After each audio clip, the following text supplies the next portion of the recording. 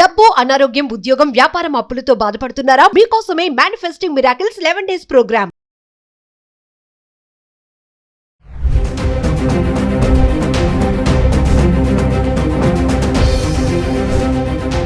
Hi hello నమస్తే, welcome back to Suman TV. ప్రస్తుతం మనతో పాటు ఉన్నారు సీనియర్ పోలీస్ ఆఫీసర్ రెడ్డన్న గారు. సార్తో మాట్లాడదాం. నమస్తే సార్. నమస్కారం అండి. సార్, ఇప్పుడు ప్రెసెంట్ చూసుకుంటే గిబ్లీ చాట్ జీపీటీ ఏఐ అని చెప్పేసి ఒకటి వైరల్ అవుతుంది బాగా. ఫోటో దిగామా, దాన్ని కార్టూన్లో కన్వర్ట్ చేసామా అని మళ్ళీ ఇమీడియట్లీ దాన్ని ట్విట్టర్లో, ఫేస్బుక్లో, వాట్సాప్ స్టేటస్లో పెడుతున్నారు. మన యూతే కాదు, చిన్న పిల్లల దగ్గర నుంచి పెద్దవాళ్ళ వరకు నడుస్తుంది ఇది. అంటే దీనివల్ల ఓకే సంతోషం, కార్టూన్గా మనం మార్చుకుని మన ఫొటోస్ని దాన్ని చూసుకోవడం అనేది బాగుంది ఇక్కడ వరకు. మరి తర్వాత దాని వెనక ఉన్నటువంటి ప్రమాదాలు ఏమన్నా ఉన్నాయా అంటే? డెఫినెట్గా ఉన్నాయి. ఎందుకంటే ఆర్టిఫిషియల్ ఇంటెలిజెన్స్ ఎక్కడుంది? వేరే వాళ్ళ చేతిలో ఉంది. వాట్ ఎవర్ యువర్ అప్లోడింగ్, అంటే నీ ఒరిజినల్ ఫోటోలు ఏవైతే అప్లోడ్ చేస్తున్నావో అవన్నీ వాళ్ళకి నీ సమాచారాన్ని ఇచ్చినట్టే. అంటే వాళ్ళ లైబ్రరీలో మీ ఫోటోలు ఉన్నట్టే.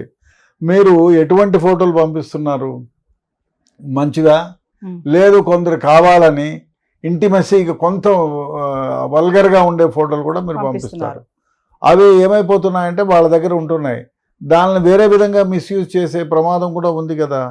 కాబట్టి ఎవరైనా ఈ చేసేవాళ్ళు కొంచెం ఆలోచించాలి, మనం ఏం ఫోటోలు పంపిస్తున్నాము. ఇప్పటికేమో చూసుకొని నవ్వుకోవడానికి బాగానే ఉంది, కానీ అది నవ్వులాట 10 మంది మిమ్మల్ని ఇబ్బంది పెట్టే స్థాయికి చేరకుండా చూసుకోవాలి. ఇది చాలా అసలు ఇంకోటి, స్మార్ట్ ఫోన్లో ఏది ప్రైవసీ లేదు. ఎందుకంటే anybody can hack your phone. అట్లాంటిది నువ్వు కావాలని నీ తలని తీసుకుపోయి ఈ A1, అదే A1 అది, ఏ కాదు A1 అది, సో దాని నోట్లో పెట్టేస్తున్నావు. సో దాంతో ఏమైపోతుందంటే నీ సమాచారం అంతా కూడా అక్కడ ఉండిపోతూ ఉంది. దానివల్ల చాలా ఇబ్బందులు కూడా ఏర్పడతాయి.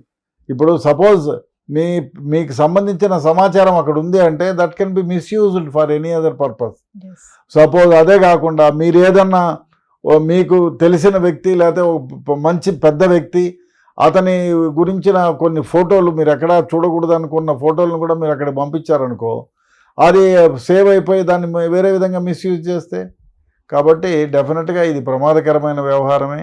మీరు ఫోటోలు అప్లోడ్ చేసేటప్పుడు ఆర్టిఫిషియల్ ఇంటెలిజెన్స్కి అప్లోడ్ చేసేటప్పుడు మనం ఏం పంపిస్తున్నాం, అది మంచిదా కాదా అనేది కొంచెం ఆలోచన చేయండి.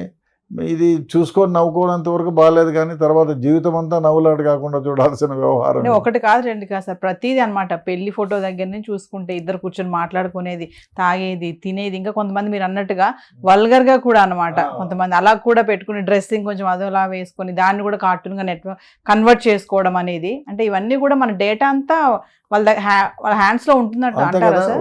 మన డేటా అంతా వాళ్ళకి ఇచ్చేసినట్టే.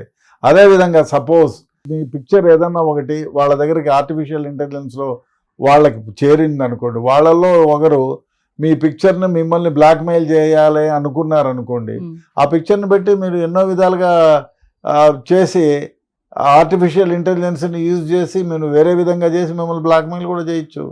ఆ డేటా మన చేతిలో దొరికితే చాలు కదా. నువ్వు అందంగా ఉండే ఒక అమ్మాయివి, సో మీ డేటా దొరికింది, దాన్ని ఇంకా వల్గర్గా, కొంచెం వల్గర్గా ఉన్నింది అనుకోండి, ఇంకా వల్గర్గా చేసి ఎట్లా మీ ఫోన్ నెంబర్ ఉండా, మీ పంపిస్తే మీ ఫోన్ నెంబర్తో సహా ఎవ్రీథింగ్ ఉండిపోయింది. మీ ఫోన్ నెంబరు, మీ జీమెయిల్, ఈమెయిల్ అన్నీ ఉంటాయి మన దగ్గర. మీరు మెయిల్లో పంపించినారంటే మెయిల్లోనే వస్తుంది, లేదు మీరు అప్లోడ్ చేస్తే అప్లోడ్ అయ్యింది మీ ఫోన్ నెంబర్ ఉంటుంది. ఆ విధంగా మిమ్మల్ని వేరేవాడు దాన్ని బ్లాక్మెయిల్ చేసి ఈ విధంగా మార్ఫింగ్ చేసి మిమ్మల్ని బ్లాక్మెయిల్ చేయొచ్చు కదా. బాగా ఉన్నతమైన కుటుంబాల నుంచి వచ్చిన వాళ్ళ దగ్గర డబ్బు ఉందనుకోండి, బ్లాక్మెయిల్ చేయొచ్చు. ఇప్పుడే ఈ స్మార్ట్ ఫోన్ వచ్చిన తర్వాత ఈ బ్లాక్మెయిల్స్ ఎక్కువైపోయినాయి. అదేవిధంగా ఆ బ్లాక్మెయిల్ చేసేవాళ్ళు ఇంకో రకానికి చేరిపోయి, ఇప్పుడు స్మార్ట్ ఫోన్లో చూస్తే 10 ఏళ్ల క్రితం ఒక బ్లాక్మెయిల్ చేసే కేసెస్ 10% ఉంటే ఇవాళ 1000% అయినాయి. సో కాబట్టి ఈ అప్లోడ్ చేసేవాళ్ళు చాలా జాగ్రత్తగా ఉండాలా, ఏవి చేస్తున్నాము, ఎందుకు చేస్తున్నాము అనేది చేసుకుంటే బెటర్.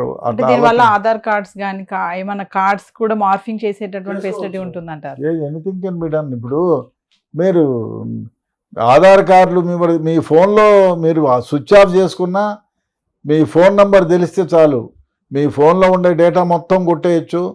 మీ ఫోన్ మీరు స్విచ్ ఆఫ్ చేసుకున్నాను లేని ఎవరైనా బట్టలు ఇప్పి స్నానం చేస్తూ ఉంటే వాడు ఆన్ చేసుకొని మీ ఫిగర్ని ఫోటో తీసుకోవచ్చు. అదేవిధంగా మీ ఏదైనా డాక్యుమెంట్లు మీరు పెట్టి ఉంటే ఫోన్లో అవన్నీ కూడా తీసుకుంటాడు శుభ్రంగా. ఫోన్ స్విచ్ ఆఫ్ చేసాక కూడా స్విచ్ ఆఫ్ చేస్తే యూ కెన్ డూ ఇట్. ఇప్పుడు స్విచ్ ఆఫ్ మీ ఫోనే వాడి కంట్రోల్లోకి వెళ్ళిపోతుంది. మీరు స్విచ్ ఆఫ్ చేసి పెట్టుకున్నానులే ఏమి పోదు అనుకుంటే అదంతా మీ భ్రమ మాత్రమే. సో కెమెరాను ఆన్ చేసుకుంటాడు, ఫోన్ ఆన్ చేసుకు, ఈ will take care. Me phone వాని ఆధీనంలోకి వెళ్ళిపోతుంది. ఎవరైతే ఈ హ్యాకర్ ఉన్నాడో హ్యాకర్ చేతిలోకి వెళ్ళిపోతుంది. అందుకే మీకు ఇప్పుడు సంవత్సరానికి ఒకసారి అమెరికాలో ఈ హ్యాకర్స్ పండగ జరుగుతుంది. వాళ్ళల్లో ఎవరైతే బెస్ట్ హ్యాకర్ ఉన్నారో వాడికి కోట్లు ఇచ్చి కొనుక్కుంటారు. అంటే వాడు సపోజ్ ప్రెసిడెంట్ ఆఫ్ ఇండియానో ప్రైమ్ మినిస్టర్ ఆఫ్ ఇండియానో లేకపోతే ప్రెసిడెంట్ ఆఫ్ అమెరికా సపోజ్ ఆయన ఆఫీస్లో ఉన్న ఇంపార్టెంట్ ఫోన్ని హ్యాక్ చేస్తానని చూపిస్తాడు 10 minutesలో. దానికి you have to pay some lakhs. నేను పార్టిసిపేట్ చేయడానికి నేను కొన్ని లక్షలు కట్టాలి. కట్టిన తర్వాత I will be given time ఒక 3 minutes 4 minutes. అందులో వాడు ఏమి చేయగలడో, ఏ విధంగా ఈ ఫోన్లని హ్యాక్ చేయగలడో, ఏ విధంగా వాడు ఇంటర్నెట్ సర్వీస్ని హ్యాక్ చేయగలడో చూపిస్తాడు. వాడు ఎంత ప్రజ్ఞావంతుడైతే అన్ని వాడి సర్వీసెస్ తీసుకున్నందుకు అన్ని ఇవి హ్యాక్ చేస్తున్నారు. ప్రభుత్వాలు పెద్ద పెద్ద కంపెనీలు ఫైర్ వాల్స్ వాళ్ళని పెట్టుకొని ఫైర్ వాల్స్ క్రియేట్ చేయడానికి దే ఆర్ పేయింగ్ ల్యాక్స్. ఒక నెలకి ఇన్ని లక్షలు ఇన్ని కోట్లను కూడా ఇచ్చేవాళ్ళు ఉన్నారు. ఎందుకంటే సీక్రెసీ ఏజెన్సీస్ని వాళ్ళ డేటాని ఎవరు తస్కరించకూడదు అనుకుంటే వాడు ఫైర్ వాల్స్ క్రియేట్ చేస్తాడు ఈ విధంగా ఉంటేనే. అందుకు వానికి you have to pay money. So ఆ విధంగా జరుగుతుంది. సో ఈ గిబ్లీ ఏఐ అనేది ఎంత సరదాగా ఉందో ఇది కూడా ఒక స్కామే అంటారా? డెఫినెట్ గా యూత్ కానీ పిల్లలకి కానీ మీరు ఏమైనా చెప్తారా సార్? మరి ప్రెసెంట్ వాళ్ళంతా దీని మీదే ఉన్నారు. మీరు పెట్టేటప్పుడు సరదా కోసం పెట్టినా కొంచెం చూసుకొని పెట్టండి. ఏం పిక్ పెడుతున్నాము, ఎందుకు పెడుతున్నాము. ఇది ఒకసారి సరదాగా పెట్టినారు బాగుంది, అతని ప్రతిసారి ఇప్పుడు దారింటి పోతూ ఉంటారు. అమ్మాయి అందంగానే ఉందనుకోండి, ఆ అమ్మాయి పిక్ తీసి నువ్వు పెడుతున్నావు, ఆ అమ్మాయి పర్మిషన్ లేదు, ఆ అమ్మాయి ఎవరో నీకు తెలియదు.